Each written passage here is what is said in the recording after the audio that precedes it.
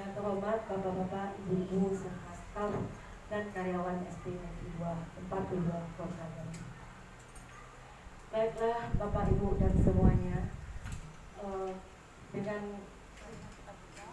marilah kita buka acara kita pada hari ini dengan mengucapkan basmalah. Bismillahirrahmanirrahim.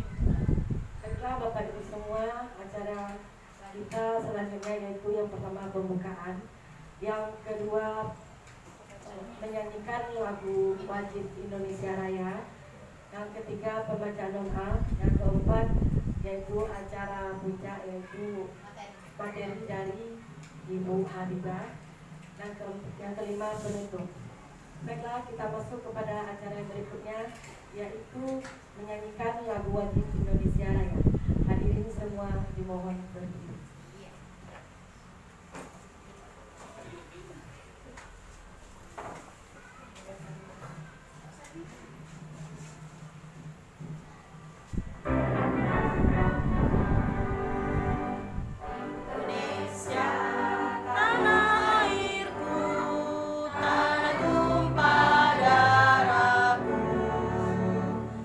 Sanalah aku berdiri.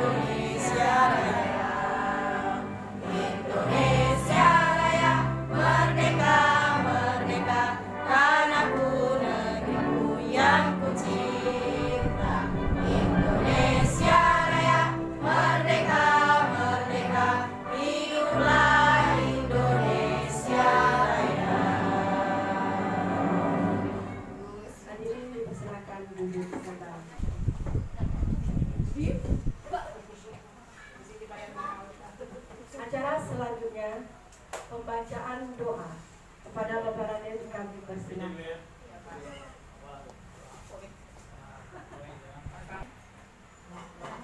Assalamualaikum warahmatullahi wabarakatuh.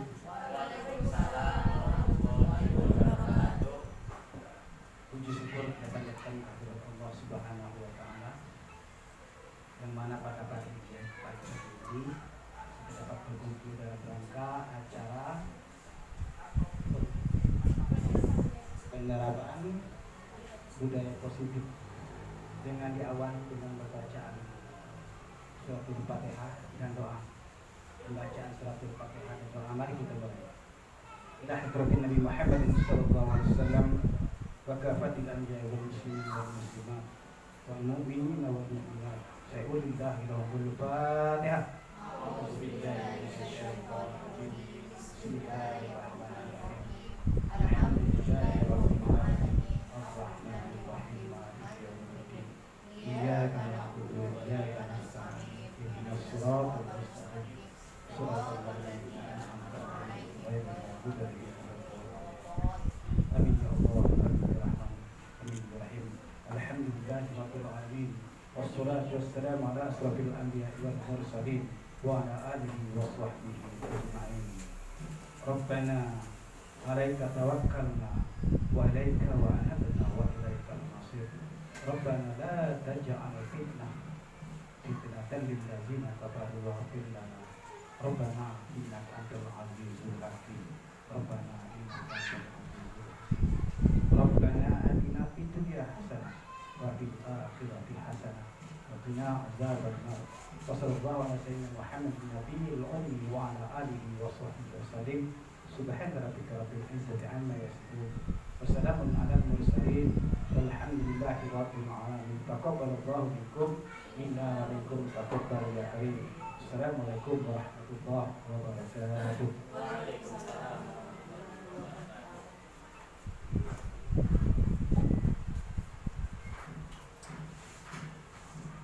Terima kasih kami ucapkan kepada Bapak Raden. Baiklah Bapak Ibu hadirin semuanya, kita masuk kepada acara yang berikutnya, yaitu penyampaian materi destinasi budaya positif oleh Ibu Habibah Al-Narafika, calon guru penggerak angkatan ke-6 SD Negeri 4. Pada Ibu Habibah Al-Narafika kami persilakan.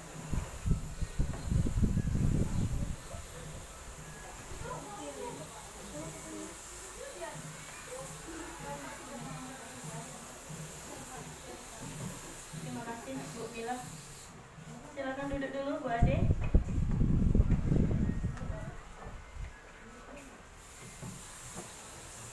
Assalamualaikum warahmatullahi wabarakatuh.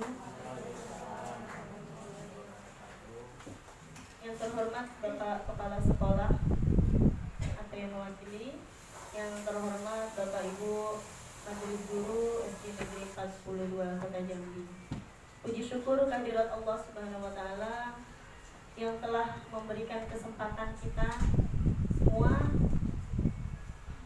untuk mengikuti kegiatan sharing. Ini sharing ya Bapak Ibu.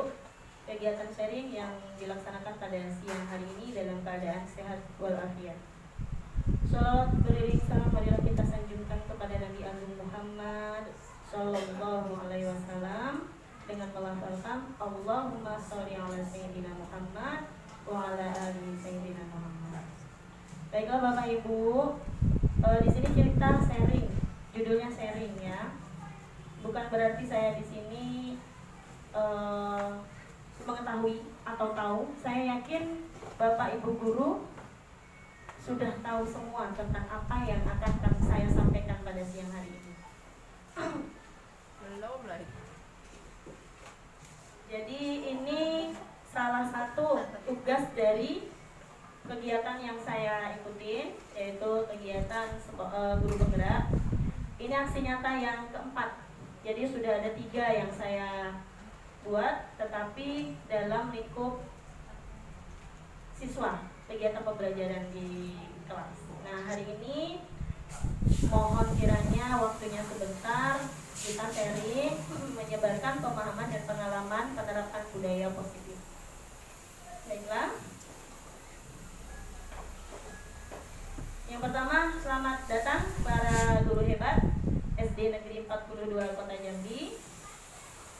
Mari kita di sini belajar bersama, ya, berkolaborasi, saling mendukung demi mewujudkan disiplin positif di sekolah kita tercinta. Jadi konsep utama modul budaya positif ini adalah yang pertama, perubahan paradigma belajar, disiplin positif, kebutuhan dasar manusia, motivasi perilaku manusia, posisi kontrol restitusi, keyakinan kelas, dan segitiga restitusi.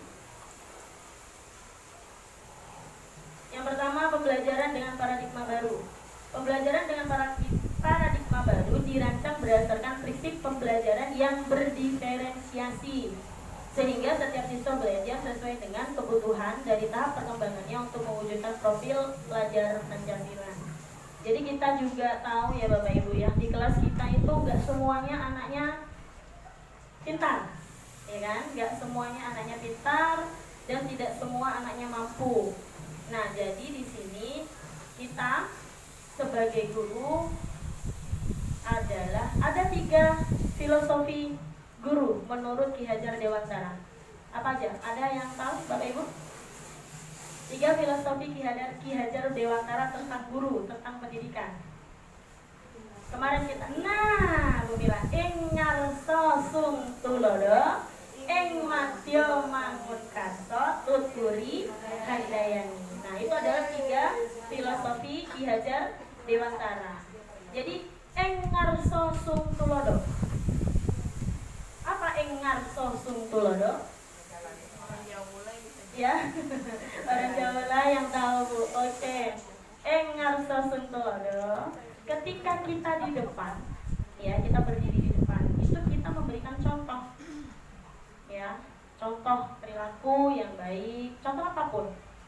Namanya juga guru ya, digugu dan ditiru. Oke, yang kedua, madya mangun karso. Nah, ketika kita ada di sejajarnya, kita memposisikan diri sebagai teman anak-anak kita, ya, teman anak-anak kita. Jadi jangan mutlak kita sebagai guru yang harus digugu dan ditiru, tetapi kita juga jadi temannya, supaya anak itu nyaman bercerita tentang apapun permasalahan yang dia hadapi atau apapun yang dia rasakan, boleh di rumah, boleh di sekolah, ataupun bersama teman. Jadi beri kesempatan mereka untuk bercerita kepada kita. Nah, kita posisikan pada saat itu adalah sebagai teman, ya. Ing madya mangun karso itu namanya. Jadi sebagai teman mereka. Ya, yang terakhir adalah tuturi handayani. Iya, ketika kita di belakang, kita memberi dukungan. Begitupun dengan kita teman sejawat juga kan. Jadi 3 filosofi itu bisa kita laksanakan kepada pembelajar, kepada siswa, dan juga kepada guru atau teman sejawat. Nah, disitulah jadi kita mewujudkan profil pelajar Pancasila sebagai 3 filosofi Ki Hajar Dewantara itu. Kita memposisikan diri seperti itu. Selanjutnya, disiplin positif merupakan salah satu cara penerapan disiplin yang bertujuan untuk menumbuhkan kesadaran serta memberdayakan anak untuk melakukan sesuatu tanpa sogokan, ancaman maupun hukuman. Jadi disiplin, ya, disiplin. Contoh misalnya, Anda nggak ngerjain PR, dihukum. Apa hukumannya? Hormat bendera. Misal ini ya, misal. Nah, hal-hal yang seperti itu tuh termasuk sogokan, ancaman atau hukuman? Nah, hukuman. Jadi kita mendisiplinkan anak itu menumbuhkan kesadaran diri. Jadi ketika dia melakukan kesalahan, tidak mengerjakan PR, dia sadar dia melakukan kesalahan. Jadi kita harus, nah yang selanjutnya kita harus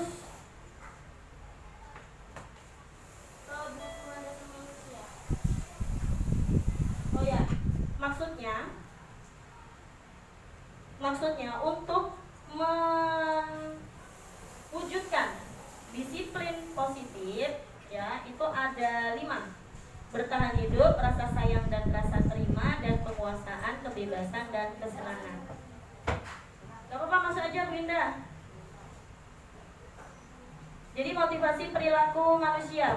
Motivasi merupakan dorongan yang timbul pada diri seseorang secara sadar atau tidak sadar untuk melakukan suatu tindakan dengan tujuan tertentu. Nah ini, jadi kita menumbuhkan motivasi perilaku kepada siswanya.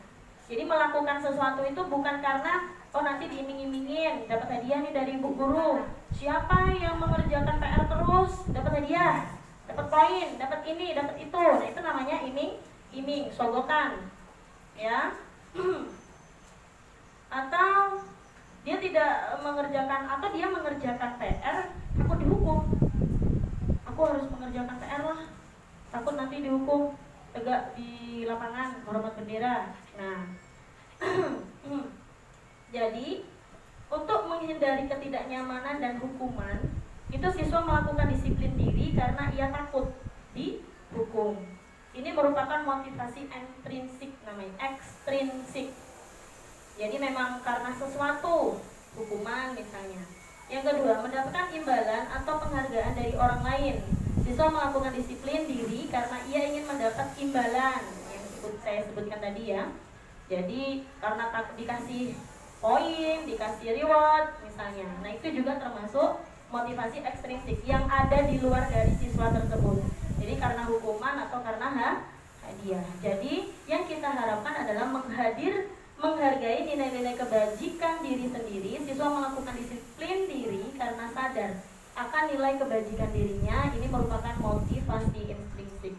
Jadi kita sebagai guru berusaha menumbuhkan motivasi yang ada pada dirinya sendiri, sehingga mereka melakukan hal-hal disiplin tersebut karena dirinya, bukan karena orang lain atau karena gurunya, mau dikasih hadiah atau mau dikasih hukuman. Jadi menimbulkan rasa tersebut. Selanjutnya, konsep disiplin dengan identitas yang gagal. Jadi yang kita lakukan ketika kita menanamkan disiplin dengan identitas yang gagal, yang pertama kita melakukannya dengan hukuman. Hukuman itu bisa mengakibatkan yang pertama menyakitkan. Kalau hukumannya itu bersifat tidak mendidik ya. Hukuman misalnya dipecut, tapi kalau sekarang udah nggak ada lagi ya. Dicubit, dipukul, kayaknya udah nggak ada lagi, alhamdulillah. Karena kita memang berada pada abad 21. Ya, kan kita menyiapkan memang. Jadi proses pembelajaran yang dahulu memang tidak kita laksanakan saat ini. Kenapa? Karena kalau kita masih seperti dahulu, siap-siap aja kena undang-undang. Iya kan? Karena memang undang-undang sekarang banyak perlindungan anak. Ketika kita mencubit mereka tidak terima, maka kita akan siap-siap dilaporkan. Nah, karena itu hukuman itu menyakitkan, tidak nyaman, siswa takut, memaksa atau terpaksa, siswa menyembunyikan kesalahannya, siswa menjadi rendah diri. Itu akibat dari hukuman. Nah, kalau akibat dari penghargaan tidak efektif. Kenapa tidak efektif? Ya, karena ujung-ujungnya nanti mengandalkan dia melakukan sesuatu karena akan mendapatkan penghargaan. Yang selanjutnya merusak hubungan antar teman. Bu, dia dapat Bu hadiah terus Bu dari ibu Bu, dapat 5.000, dapat 2.000, kami kapan? Nah, iri, ya kan? Yang ketiga, mematikan kreativitas. Yang keempat, merampas hak menghargai dirinya. Jadi anak melakukan sesuatu ya karena alasan tertentu. Selanjutnya, konsep disiplin dengan identitas yang sukses. Nah, jadi bukan hukuman dan penghargaan, bukan hukuman dengan reward, tapi kata lainnya adalah konsekuensi dan restitusi. Restitusi, hati-hati nyebutnya ya Bu, restitusi. Iya, hati-hati nyebutnya restitusi. Jadi konsekuensi itu manfaatnya adalah pengaturan jangka pendek, perlu monitoring berkelanjutan, stimulus respons, siswa menghargai peraturan, kehilangan waktu untuk merenungkan Itu salah itu Bu. Merenungkan kesalahan. Iya. Nah, restitusi, siswa bertanggung jawab untuk perilakunya. Fokus pada pemecahan masalah di jangka panjang. Siswa menghormati dirinya dan orang lain. Menjadi teori kontrol, siswa bersemangat memperbaiki kesalahan. Konsep disiplin pendekatan restitusi, sebuah cara menanamkan disiplin positif pada siswa. Pengertian restitusi. Restitusi adalah proses menciptakan kondisi bagi siswa untuk memperbaiki kesalahan mereka sehingga mereka bisa kembali pada kelompok mereka dengan karakter yang lebih kuat.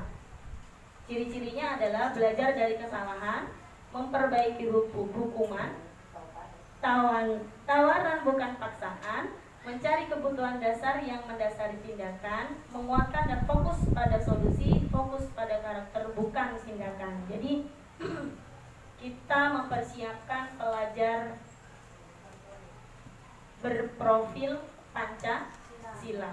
Jadi kita memang membentuk karakternya. Apakah saya melakukan ini salah atau benar? Mereka memang diberi pilihan untuk melakukan itu, berpikir perilaku mereka itu benar atau tidak. Jadi kita tuh memang harus menyiapkan diri kita untuk mendidik mereka harus seperti itu.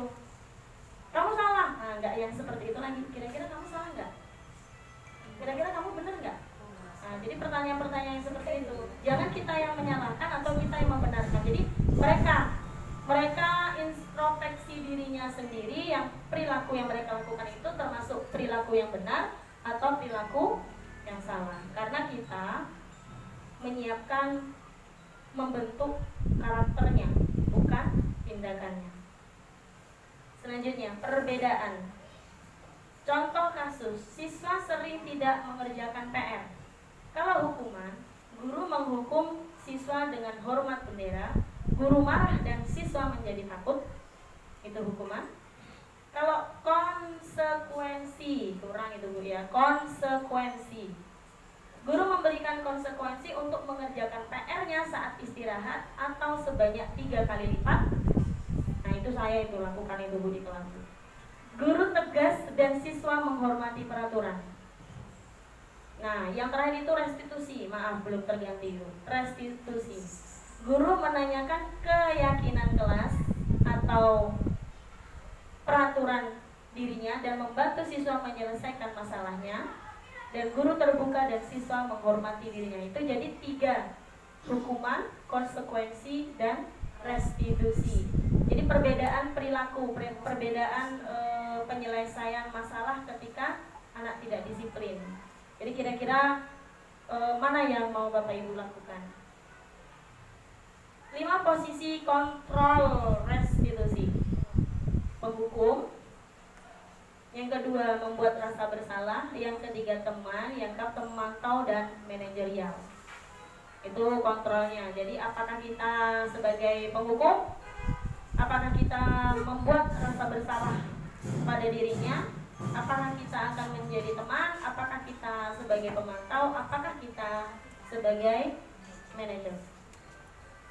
Contoh penerapan 5 posisi kontrol yang tadi. Penghukum. Ibu berkata, patuhi aturan sekolah lalu berdiri di depan barisan. Oh kasusnya, kasus siswa tidak memakai atribut lengkap saat upacara bendera. Ini sering ya kita lakukan ini setiap hari Senin ya. Nah ya.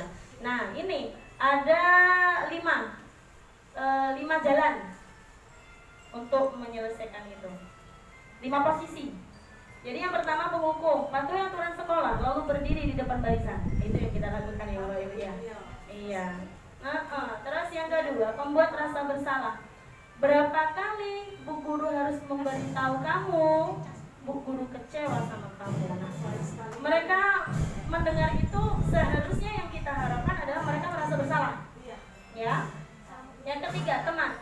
Ayolah yang tertib, buat Bu Guru bangga. Kali ini tidak apa-apa kamu salah. Itu sebagai teman. Pemantau. Kau sudah melanggar apa peraturan dan konsekuensinya. Yang Yang terakhir manajer, apakah kamu tahu kesalahanmu? Kira-kira bagaimana kamu akan memperbaiki kesalahan ini? Nah, kira-kira yang mana, Bu?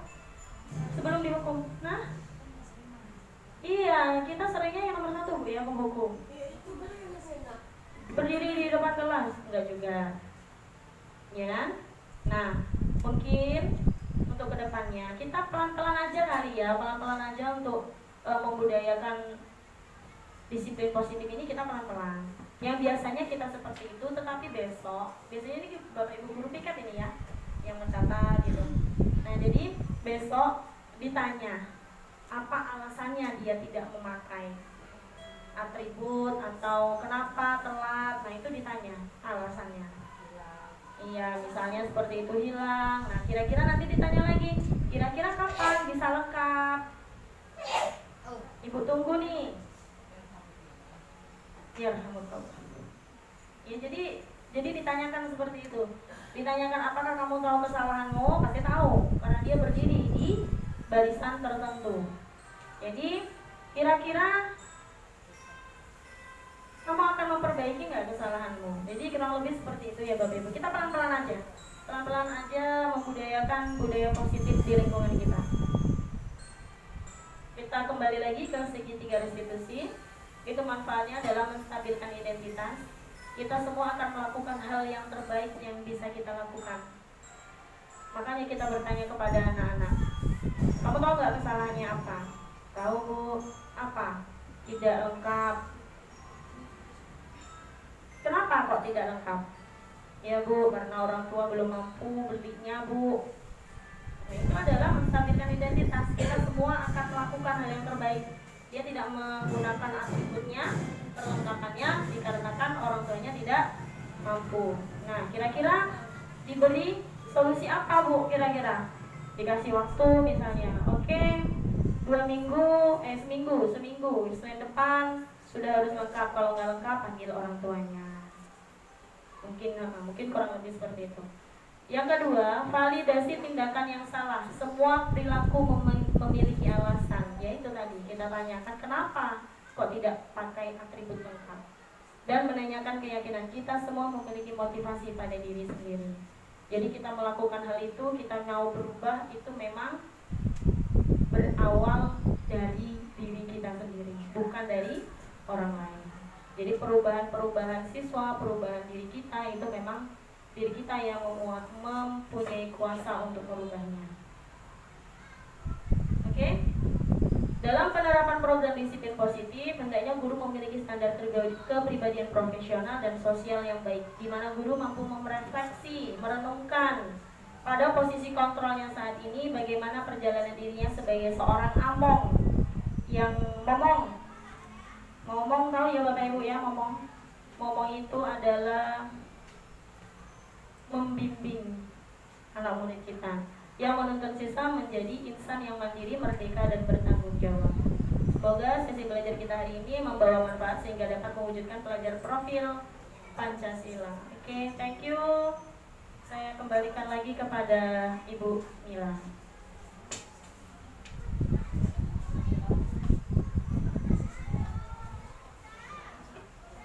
Baik Bapak Ibu semuanya, kita beri dulu tepuk tangan untuk Ibu Mila.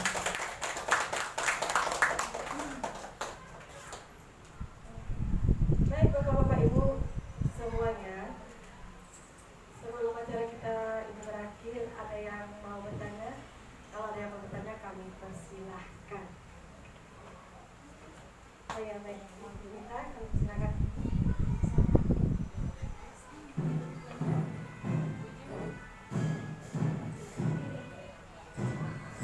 Terima kasih atas waktu yang diberikan kepada saya. Baiklah Bu Adibah, ada sedikit yang mau ditanyakan. Tadi kita mendengarkan tidak adanya pemberian reward atau pemberian penghargaan kepada siswa. Jadi selama ini kan untuk memotivasi siswa, kebanyakan kita memberikan reward. Kemudian tadi di bagian yang mana tuh Ibu lihat kata tidak boleh ada hukuman. Sementara di bagian Ibu coba dibuka. Ya, betul. Ada juga bagian ini nah. Bagian mana?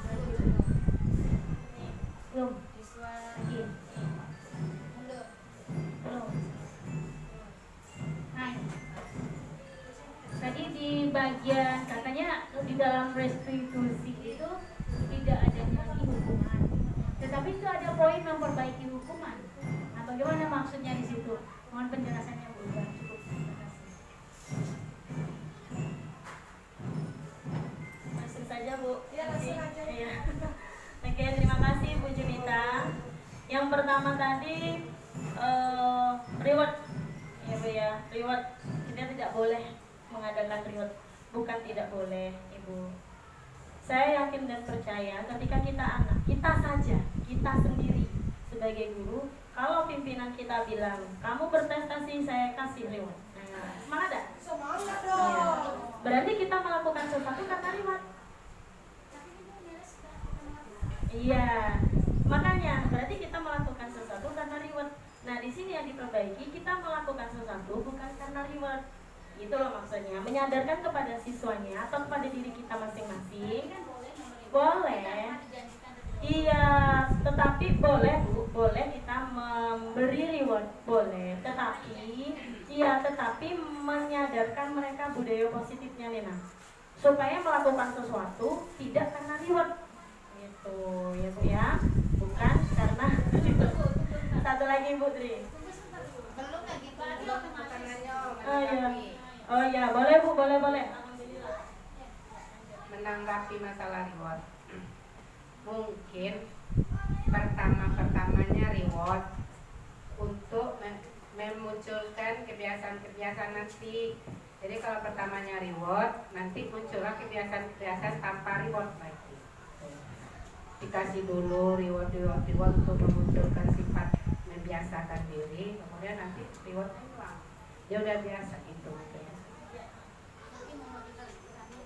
Iya benar, betul sekali. Jadi seperti itu. Jadi seperti itu Bu.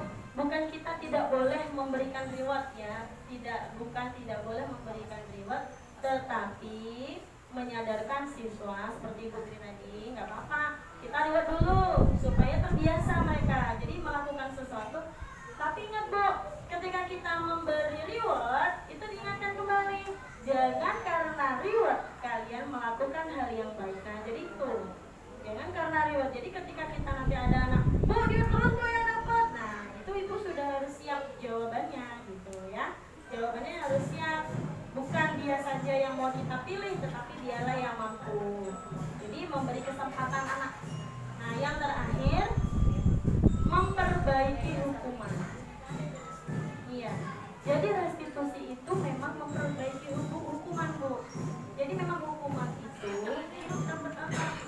bukan ada diperbaiki, jadi nggak ada lagi hukuman, tetapi menyadarkan mereka untuk tidak melakukan kesalahannya lagi. Contoh pertanyaan misalnya tadi tuh, kamu tahu misalnya kita panggil ada yang ngadu, sering kan Bu, si A begini, si B begini, si C begini, kita panggil. Biasanya anak langsung sadar Bu. Tahu nggak kenapa Ibu panggil? Tahu Bu. Kenapa? Main bola di kelas. Nah, sudah tahu karena mereka memang melakukan kesalahan. Jadi kira-kira itu perbuatan yang benar atau yang salah? Jadi mereka dikembalikan. Salah Bu. Ya kan? Salah Bu. Nah, jadi bagaimana solusinya? Dia yang disuruh berpikir, bukan kita. Kamu salah, kamu harus dihukum. Nah, jadi memperbaiki kata hukuman itu menggunakan kata lain dari restitusi. Jadi kurang lebih seperti itu. Apakah ada yang mau menanggapi lagi Bu? Masih ada yang mau bertanya, Bapak Ibu? Atau masih ada yang memberikan masukan? Boleh. Kita di sini belajar bareng. Mana tuh ada pengalaman pribadi gitu kan. Saya seperti ini kalau menyelesaikan masalah di kelas gitu. Anak suka jam. Ya, anak push up misalnya. Usahakan besok jangan lagi gitu. Sayang. Iya, jangan lagi seperti itu. Kira-kira ada lagi nggak Bapak Ibu? Saya kembalikan kepada Ibu. Baik, kira-kira Bapak Ibu masih ada yang mau dipertanyakan? Cukup? Alhamdulillah. Terima kasih kami ucapkan kepada Bu Habibah Anna Rafika yang sudah menyampaikan materi ini untuk kita semua. Semoga dengan apa yang disampaikan oleh Ibu Habibah dapat bermanfaat untuk kita semua, baik dalam kehidupan kita sehari-hari, baik itu untuk anak murid kita maupun untuk anak kita sendiri di rumah. Semoga ilmu yang kita terima hari ini berkah dan membawa berkah untuk kita semuanya. Baiklah Bapak Ibu hadirin semua, sebelum acara ini kita tutup, saya cuma mengingatkan sedikit. Kalau di belakang sana sudah ada cemilan kecil-kecilan, nanti setelah acara ditutup silahkan dinikmati. Yang mau ngopi, yang mau ngeteh silahkan. Nanti ada tengok di belakang Bu. Baiklah Bapak Ibu semua, acara kita pada hari ini sudah berlangsung dengan baik, lancar dan pokoknya the best lah. Dan acara sebelumnya saya ucapkan terima kasih telah mempercayai saya sebagai pembawa acara hari ini. Dan acara hari ini kita akhiri dengan menyebutkan hamdalah. Alhamdulillahirabbil alamin. Terima kasih, sampai jumpa pada acara yang berikutnya. Assalamualaikum warahmatullahi wabarakatuh.